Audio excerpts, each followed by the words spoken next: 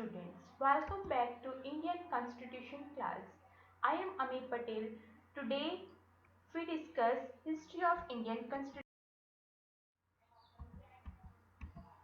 History of Indian Constitution. The British company known as East India Company came to India in 1600 AD as a traders. The company has exclusive right to trades in India.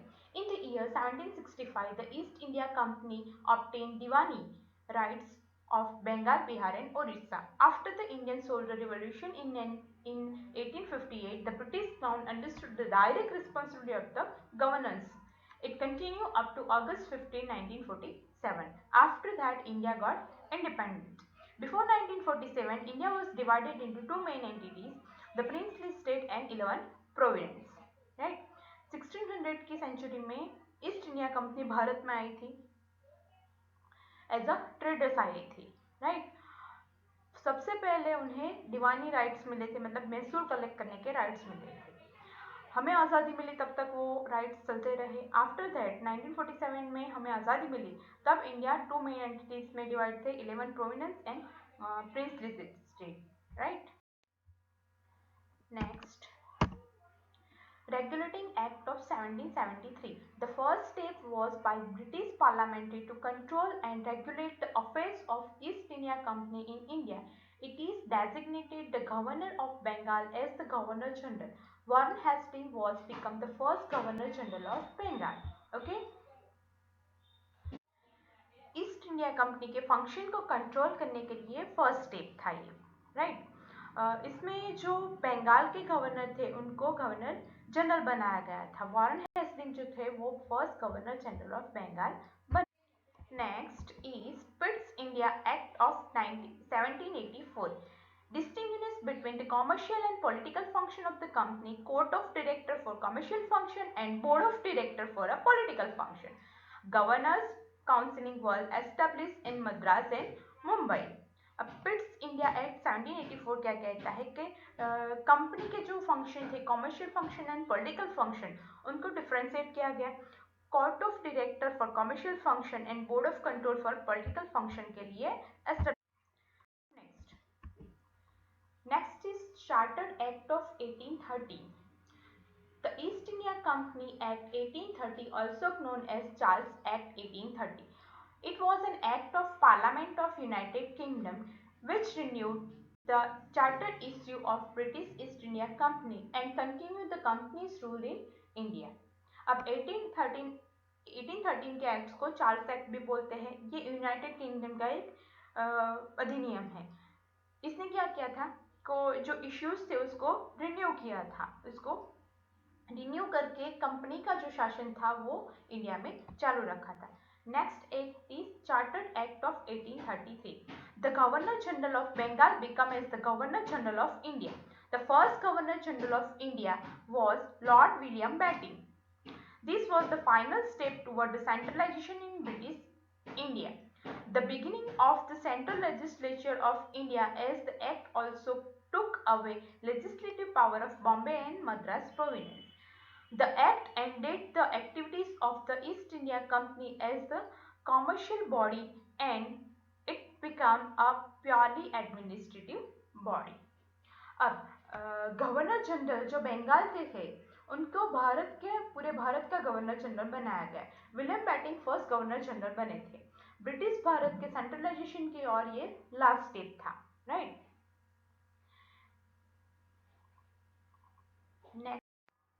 Next act is Chartered Act of 1853. The legislative and executive function of the Governor General's counseling were separated. The Council of Legislative Purpose, which had 6 members now, was expanded up to 12 members. It introduced a system of open competition as the basis of recruitment of civil servant of company. Indian civil service is open for all.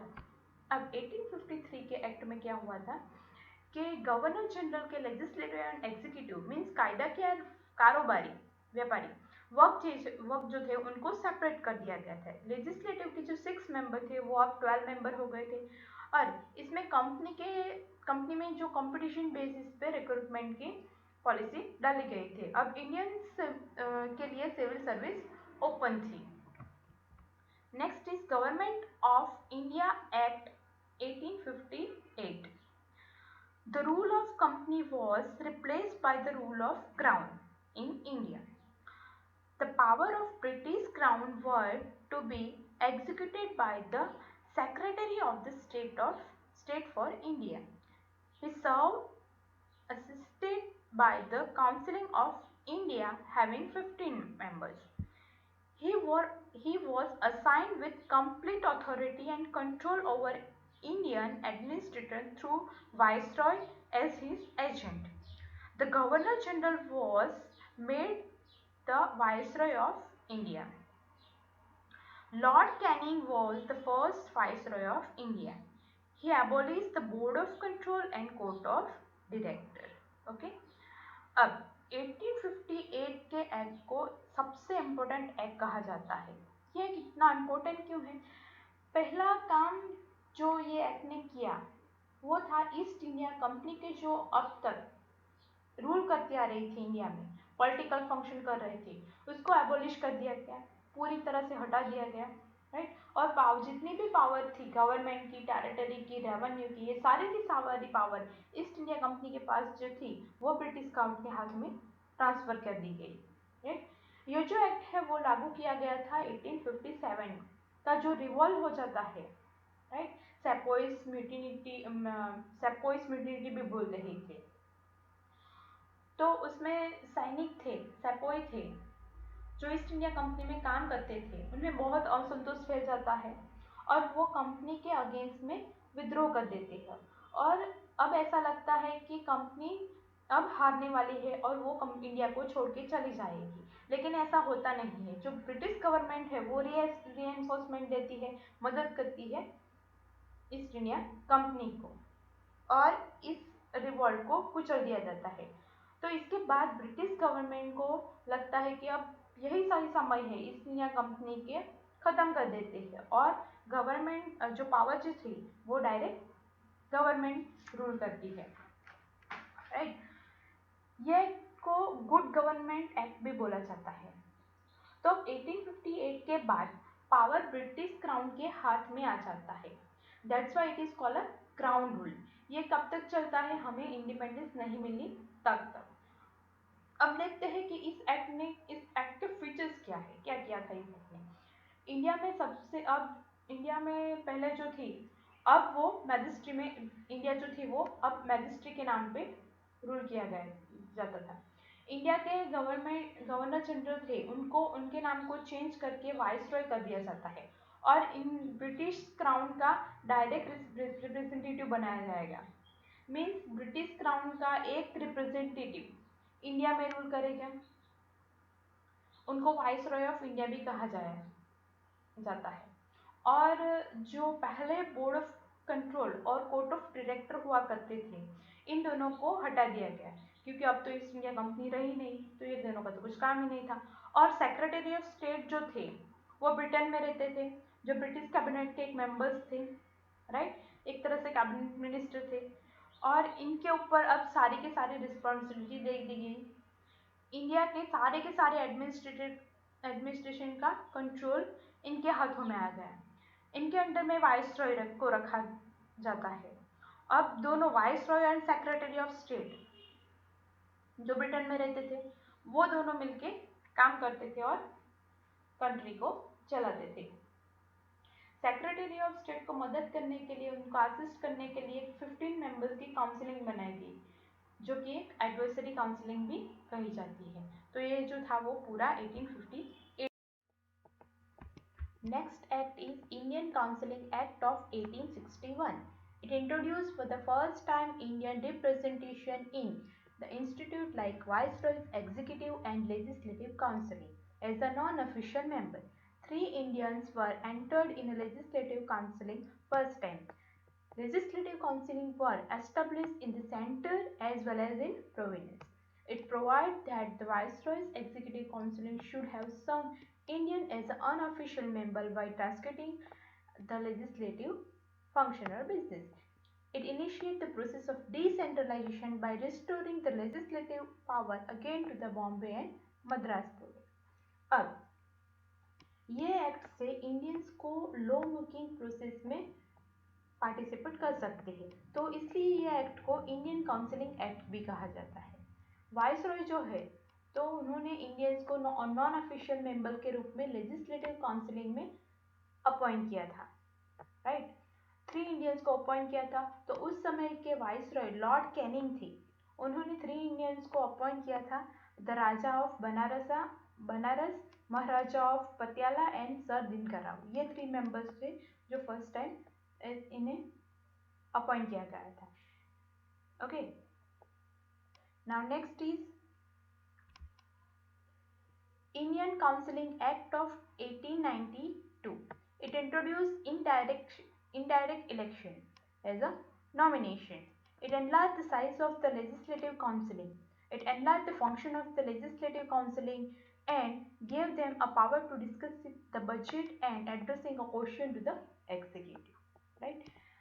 अब ये जो act है 1892, इसमें non official member की counting को increase कर दिया गया था।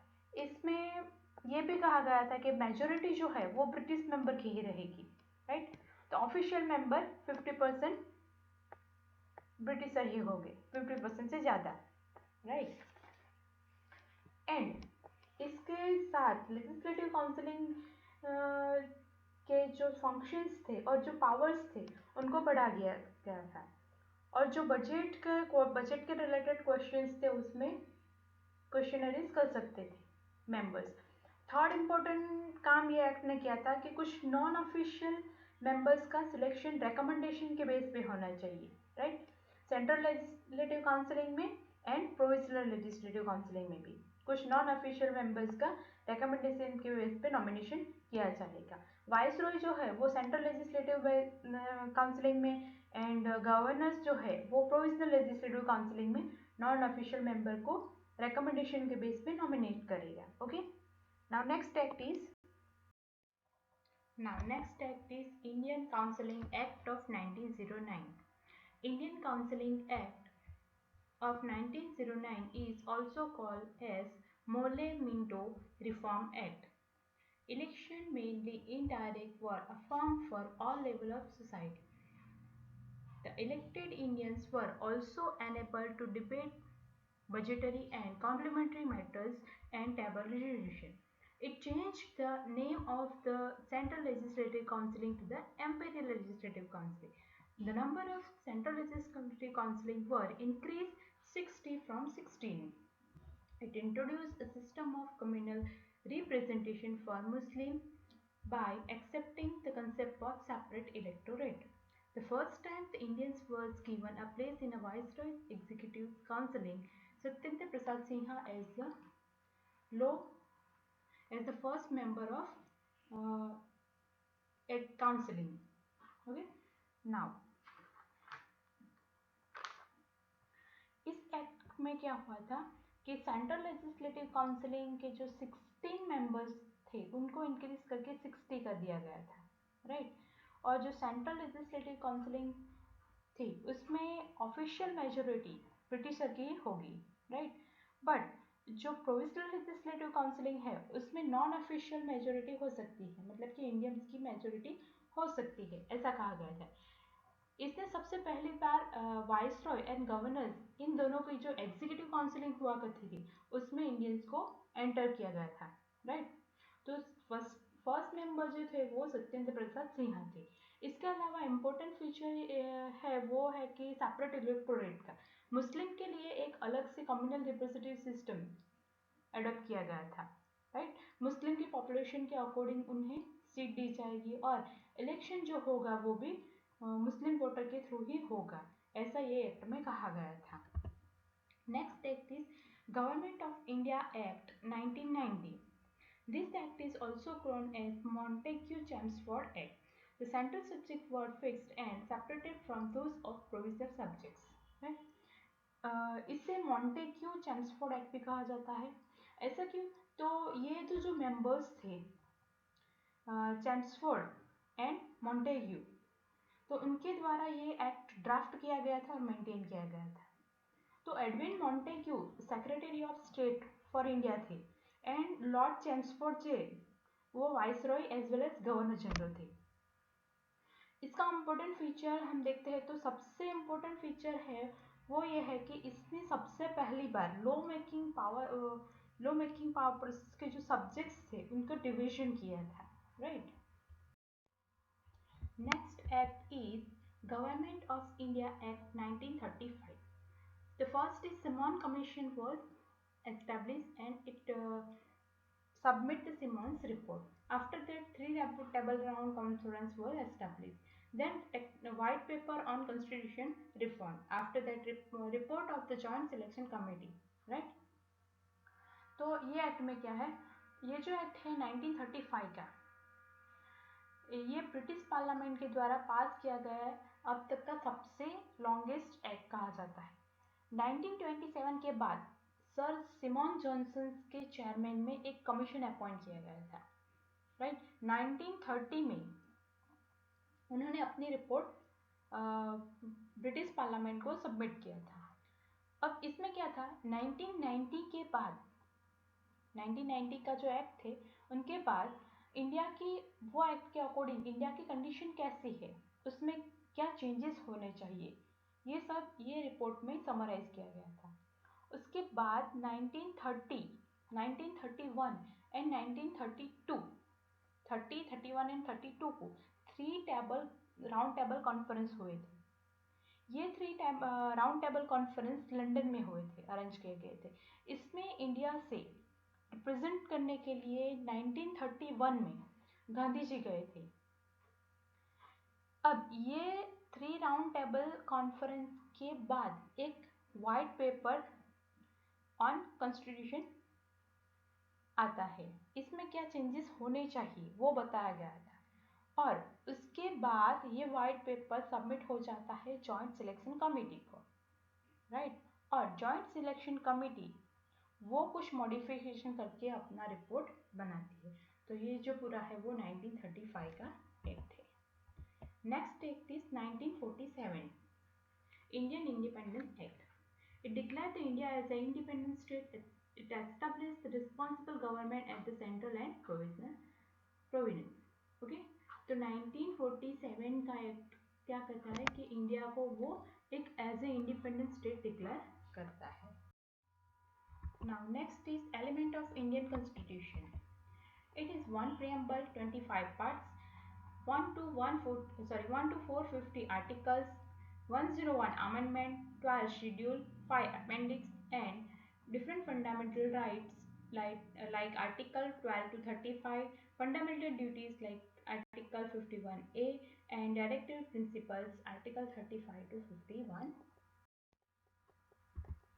Thank you. Here we complete Unit 2 of Indian Constitution. In the next video lecture we will see Unit 3.